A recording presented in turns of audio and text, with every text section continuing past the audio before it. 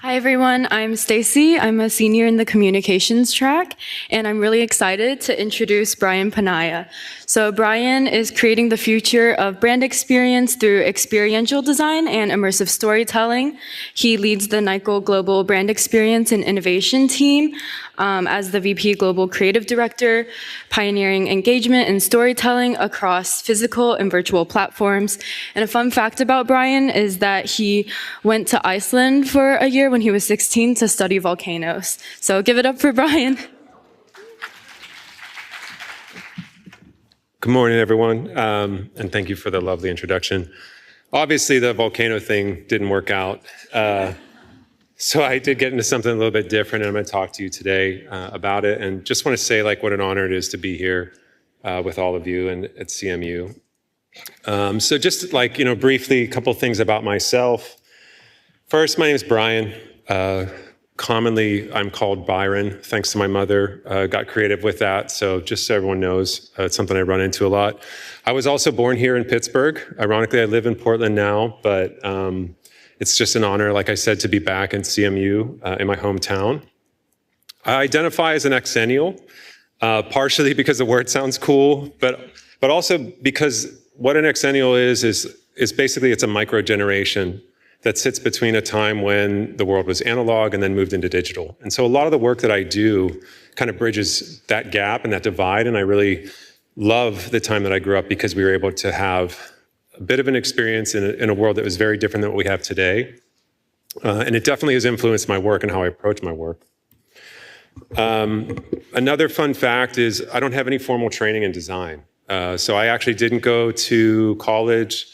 I kind of skirted the system in a really strange way, and that worked out really well. I landed a really unique opportunity in New York City about 3 months after I graduated from high school, where I met a commercial artist who had gone to Cooper Union, and he trained me basically as an informal apprentice, where I learned a lot of traditional arts, sculpting, painting, and building and craft. And so I spent about the first 6 years of my career in wood shops as basically like a shop rat, just making things. And that really informed how I do everything. So now, basically, I'm very experience-based in how I learn and how I work. And I learn, by seeing and doing. I'm very interactive with my teams, with the work I do. I love being on site. I love actually seeing things being made. So I think that's just, again, a part of the process of how I learned. And then lastly, one of the things I really love to do is lead creative teams. So at Nike, we have a really, really big team. And I do that with a lot of play. So I think you'll see that in my work. Not a serious guy. I'm often told that I look serious because I have these really intense eyebrows, but if you get to know me, that's just not really the case. And I bring that into a lot of the work. I think what we get to do at Nike is have a lot of fun. And so I take every advantage of that I can. Some of the things just, what inspire me, what drives me, why am I in this space, world building immersion. I'm very strategic in the design work that I do. I expect that of the teams that I work with. I love, virtual hybrid, like I mentioned. Storytelling is going to be a big part of what I talk about this morning. Experiences are at the heart of everything I do. And like I said, kind of dreams, imagination, play. As much as I can bring that into my work, the happier I am. And just to give, everyone a little bit of a sense of the vibe, this is a kind of cross of projects, from retail to game worlds that we've built. And you can just kind of see a little bit of the texture and the kind of spirit that I try to put into the work that we do. So, when I get into my path at Nike, I've been there for 11 years next month. It's been an amazing journey. I could not imagine being here where I am today, to look back 11 years ago and see myself and say all the incredible experience that I would have, that I have. And I started in retail. So, basically came in through retail, which a lot of brands obviously have retail, but I saw a huge opportunity with Nike that Nike has incredible IP, incredible, platforms around the world through their retail doors and events. And I was just ready to kick the door in and get into more interactive, experience-based projects versus doing passive retail, which is a lot of the work that I was doing. There was passive engagement traditionally was, and that's still how a lot of retail happens today, but much more trying to make an interaction with people. And that's still today what I really push for in everything that we do. We are the side of the brand where you interact, whether that's in a live experience, a digital experience. or in something that's retail-based. So my path has been basically to build this one team, the brand experience team. Over this past 11 years, I've had one job. It's just kind of like morphed and scaled, and we've built this really amazing design philosophy, a really amazing multidisciplinary team, and I'm just so proud of it. What we focus on primarily is these two things, going back to the decennial thing, right? Live experiences, large-scale moments, and then virtual or digital experiences. So we do game worlds, we do a lot of like the really amazing interactive storytelling-led experiences through our digital platforms as well. And as much as we can kind of mind the tension and kind of blur the lines between both, that's really like the focus of the work of the studio. Recent projects, so I should have cleaned this up, but I forgot to this morning. There's really like two areas I look at: innovation and new media. So that could be anything from working in Fortnite. So if anyone knows Fortnite, like love it or hate it, Nike's there. It's always weird when a brand tries to come into a game world, but I think we've been semi-successful in how we've done it. And honestly, it's been amazing work because we've done world building, we've built characters, we've built new IP, we've taken our stories and our products and brought them into new spaces. When I'm in Fortnite, I see things that I've created, and it's strange, and sometimes they kill me, and like it's a weird sense of parenthood, and just it brings up a lot of conflict, but also quite proud to see some of the skins that we've made. I will say honestly, I was quite shocked at how developing new IP through characters for the brand would affect me, but it's actually some of the work that I'm the proudest of, just because there's so much depth of storytelling that goes into it. We've done a lot of work in gaming platforms, so with EA, Epic Games, and trying to constantly push Nike somewhere new where young people are and where culture's happening, and try to redefine the brand. And then the second side is on really experiences and then some level of content. So you can see I've done large-scale summits for the Olympics. I just did this amazing project with a team in June called Breaking 4, where we sponsored a female athlete named Faith Kipyegon, where she attempted to break the 4-minute mile. It was an insane feat, and probably like the swan song, I would say, of the work that I've been able to do at the brand. So I'm going to just kind of go through a couple like experiences on case studies. And what I really kind of wanted to focus on today was the aspect that storytelling plays in experience design. I've been able to spend time, because of Josh, at the school here for the past few years, and met with a lot of students, and I've seen just all the amazing work that everyone does, and how much things are focused on technology and what technology can do for us. And I kind of wanted to step back from that for this, just to kind of like focus on the idea of what storytelling can do together with technology, and how you can create these amazing experiences. But when you have a strong story, a strong concept, you can keep pulling from that narrative to build deeper experiences. And some of that leverages technology, and some of that's analog. So this, if I can leave you all with one thing, it'd be this. Like I tried to kind of like put down on paper what our process looks like. And I know I've seen everyone's presentations here. Y'all love a good diagram. I think this is a good diagram. It's probably the one I'm the most proud of. But basically what this says is there's like a very simple process when you do an experience. You start with a theme, or an IP. So that could be a piece of footwear, it could be an athlete. At Nike, we have different types of IP that we work with. Then you place that through a narrative or a story that could be location-based. It could be something like the Olympics, a moment in time. And then you can create filters, which always change depending on what you want to do with your audience, right? So these filters that I broadly use here, imagination, how are you kind of broadening the mind, the sense of play, sensation, tactile, how are you connecting, what senses are you trying to elicit, and then connection, how are you forming a deep connection with your viewer or the participant, how are you helping your community that you're interacting with connect with each other. And then the last piece is really what we try to get to. And that's the beauty of experience design, is like you get to take that amazing story and place people at the center of it. And through that, bring all the amazing design components that you all are working through, and whether that's environmental design, whether it's communication design, mixed reality, rides if you're going to amusement parks. And that's why I love the work that we do, because it's so multidisciplinary, it's so broad, but we can bind it all together through a story and put people into the center of that. And some of the dimensions, like, just what it starts to look like, there's immersive experiences, that could be a museum exhibition, retail launches, live experiences or big live events, gamified trialing. We do a lot of interactive trialing where we get to do incredible things with athletes' training plans. We've worked in mixed reality. We've done gaming in virtual worlds. We work through new IP, like I mentioned. We've also done a lot of virtual products, and we work in new digital platforms as well as content. Sometimes we'll do storytelling there. So today, I'm just going to talk about 2 examples, and I probably should speed things up a little bit. But on the left-hand side, you have Nike L Center Pompidou, which is a project we did during the Paris Olympics last summer. And I'm going to talk a little bit about how AI played a role in that through product design, and then how we created content based on some of that generative content that was created for the product itself. And then the second one is, if I have time, we did a game world with Epic Games a few years ago called Airphoria, where we leveraged a very alpha version of UEFN, which is called the Unreal Editor Fortnite. It's basically Unreal and Fortnite together. And we built a game world around that. So this project almost killed me. I can laugh about it now, but at the time it really sucked. But it was like one of these things where I got this project handed to me, and I fought it a little bit, and it just wouldn't go away.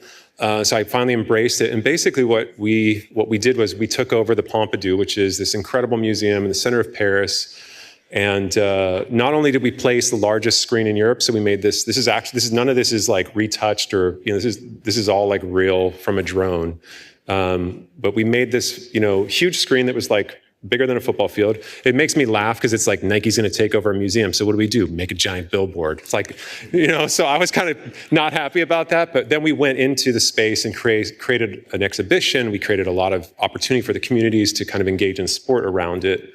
And the reason why we did it at the Pompidou is because we have a deep connection to this building. If you all love Nike, there's a very famous designer there named Tinker Hatfield. And in 1986, he went to the Pompidou, which has this incredible exposed architecture, and he looked at that and he thought to himself, Nike Air is in our shoes, but nobody ever sees it. What if we cut a hole in the shoe the same way the Pompidou is exposed, and you can see all of its guts? So he went back to Beaverton, pitched the idea, and then he almost got fired. And they fought him for a year, and he ended up doing it. And so now I've seen a few people walking around, with visible Nike Air. That's basically the kind of like the heart of this. So we went back to the Pompidou to basically, for the middle of the Paris Olympics, to do this moment. We took over the facade, and just some photos and video of how we took some of our storytelling and content and put it up here. I love this with the escalator where the basketballs are kind of bouncing off, trying to interact, with the facade in some fun ways. But again, this is like more 2D. It's beautiful. It's like there's a connection that people felt from the piazza, but it's still, a little bit passive content.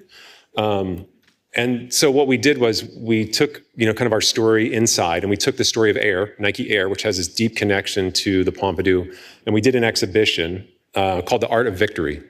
And the goal of the Art of Victory was, to take over this gallery 4, you can kind of see inside the building, and really tell the story of the past, present, and future of Nike Air, this innovation that Nike owns. We basically have owned that innovation since the 70s. Nobody else is able to create that. So we have amazing, history and kind of future around this. So we kind of took our innovation, paired it with this, elite athletes during this incredible moment during the Olympics. We showed our process of design, which was always exciting for people to see when you kind of peel back the curtain. And also we were mindful of where we were, because there's a real artfulness. We're in a museum, so we wanted to do something really beautiful. And so we did this in 3 chapters, told the audacious dream of Nike Air. Nike Air was supposed to fail. It's like an airbag in your shoe. It doesn't really seem logical. This guy, Frank Rudy, had the idea, came to, I think it was like 77 companies or something like that, and Nike was the 78th and said yes, and bought it from him. And so we told that story. Then we talked about kind of what Air is today. And then we talked about where the future of Air and athletes and co-creation and AI and all of that can kind of go. So a little bit of a diagram. People came through, kind of compression zone, and then went through the present day and past, learned about, Nike Air, and then we took them into the future. Some of the things that we used as a part of this immersive audio, cinematic media, and then just tried to make everything feel artful. And we did, I'll tell the story of this product, but we did use generative content as a part of this to try to make it a little bit more enhanced. And that was about the storytelling of where Air is headed. So the centerpiece of this was basically these 13 prototypes that were created by our NXT, which is like our Nike experience team. And they are like a future-leaning product creation engine. So they worked with 13 athletes to try to understand what do they imagine products of the future need to look like. And so through this really, interesting process that we took our athlete insights, which is like our first way of kind of understanding what we're going to create. We started to kind of use AI to generate worlds and arenas and types of products, that they were kind of dreaming about, and then narrowed that down into a scope where we eventually created some products based off of that. And so like one example, just to kind of show you the process, Sha'Carri Richardson, I don't know if you know Sha'Carri Richardson, won the silver medal for the 100 meters. She's a badass. She's an amazing athlete. She wanted a high heel that felt aggressive and a little bit violent. And when she came out on the track, she could feel powerful. And so this was the form. The process to get there, though, looked a little bit like this. And this is still, I want to be clear, it's a human-led design process. AI played a role in it, but it's still a human. It's Nike's powers in its human design. We used AI to help us imagine some things, but then it still came back into the hands of our team to actually physically design this. And so we took this content and told that story at the Pompidou, which I'll kind of show you here.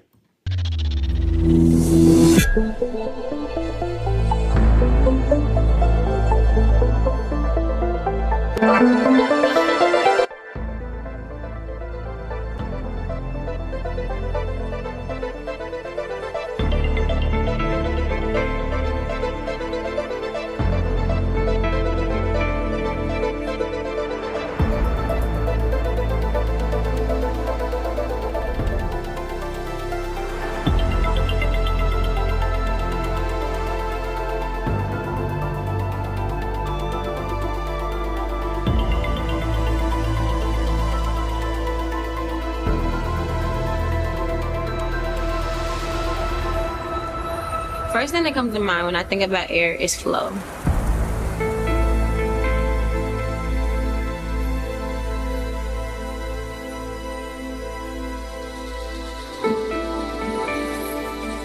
Being a hurdler, you need that stability coming off the hurdles.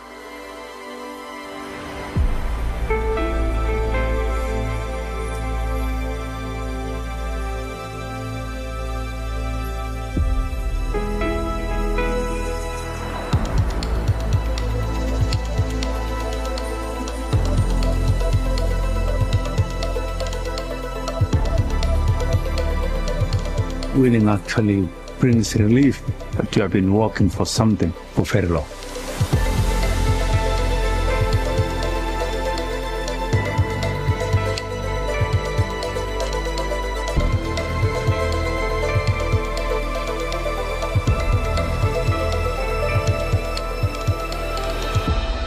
Winning is everything. Cool.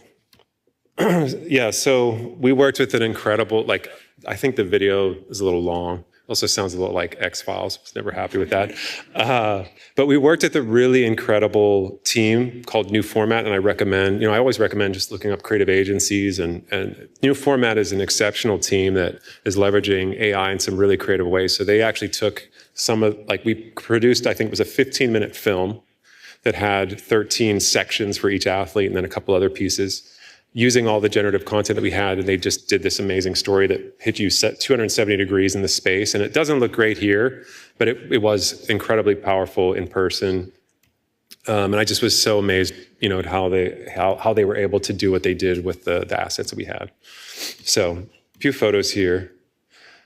I'm going to talk about Airphoria. So this is again, going from a very physical experience into now virtual worlds. And this project basically came about because I went to Epic Games. We have a relationship with Epic, and pitched, I'd always dreamed about being able to do a game world on Air, Nike Air, because Air is like this really playful thing. It's very imaginative. It looks game-like. So we basically pitched this idea to them, and they bid. They were working on a new tool to build game worlds, and that ended up being UEFN. And for me, we worked in Roblox before. Roblox wasn't really the thing. The fidelity wasn't good, but this offered a new opportunity to do something at a higher fidelity that actually made a world that millions of people could engage in. And so we built this whole narrative around this city in the sky called Airphoria. We built characters and skins. And it was all based on the same shoe from the Pompidou. So like this shoe kind of started a little bit of the nucleus of this story. And from that, we built this whole crazy thing. So let me just run this real quick.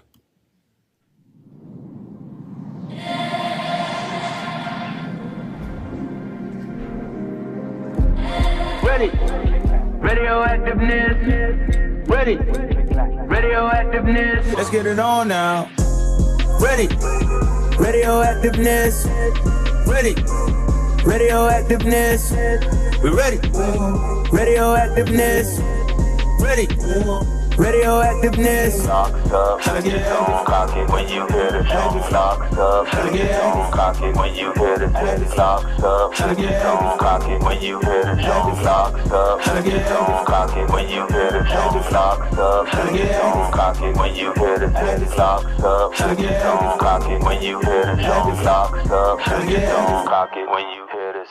Spin back, make 'em stop delay. Police like I'm Dr. Dre. Try to all me, not today. Hit 'em up, then go out the way. Get in the slide, no time to talk, and I realize I was right on. Get back and forth. Now we at the door, ding dong. Hop in the freak on infinity. Hop in the shirt, but you finna be. Heard this, you said you gon' finish me.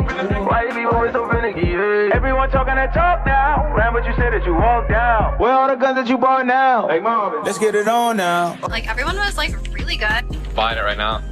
Oh, I'm buying it. All right, I'll skip the rest, but you get the point. So I would say like this project was just incredible because we got to work with such an amazing team at Epic and then take the storytelling of Nike together. The two of us really kind of went way beyond anything I thought was possible, from the world building to the character design, the narrative, leveraging a new technology. Like I said, UEFN was in alpha at the time, so it kept breaking. It was a nightmare, but in the end, we had about 5 million people come through. And this is just like, us trying to poke around and figure out what we're trying to build. So we did a lot of development through Blender, leveraging, just more traditional mediums to try to find and kind of figure out the story. There are stories attached. I saw somebody with the 97s on. I know someone in here has 97s on, but the story with that is like, supposedly it was inspired by the Shinkansen, Japanese bullet train. Real story is it's from a mountain bike, but that's okay. So we tapped into that and did this like New York City looking subway car. Everybody, if there's anyone here who shops on sneakers, our app, you've probably taken an L before because of sneaker bots. So we put bots into the game, pulling the things that people hate and turn them into a character that's, nefarious in the game. And then we made these characters, like I said, which is a challenging but rewarding process. And this is kind of where we ended up. So we get, you get a bundle at the end, and these sold really well. I'm really proud because I'm in the marketing side of Nike. We're supposed to just like spend money. We actually make money though. My team makes money, so I'm really proud of that. And this was just like, there were 3 levels to the games, and we just had a ton of fun with branding and like some of the deeper storytelling. People love Air Max. They were definitely a fan of this world. And then one of the really fun things was like, it's a company that's going into a game world. And like I said, that's very challenging because gamers are always looking for authenticity. What we did was try to twist that a little bit and just lean into the fact that we were making fake businesses and we marketed the fake businesses outside. So my favorite one is like, we had this pizza shop called Pizza. That was a pizza rat. That was our logo. If you've ever seen the Pizza Rat video, Maxed Out Records. And then, we got really nerdy. So when you go through the game, all these businesses are in there. We turned this into product. So again, like a good story just keeps kind of giving, right? You kind of can leverage the content from in-game and bring it into the real world and vice versa. Last thing, deep kind of nerdy connection. The Pompidou inspired the Air Max 1. So for this one, we basically took the Air Max 1 and built it into a Pompidou style museum. We paid artists, and there was an exhibition inside of this. So we had digital art in here so you could go inside. So for me, it's a very satisfying thing to be able to tie all those loose ends together in a story, and then also support artists to be creative in a new way. So thank you. And again, it's so great to be here with all of you.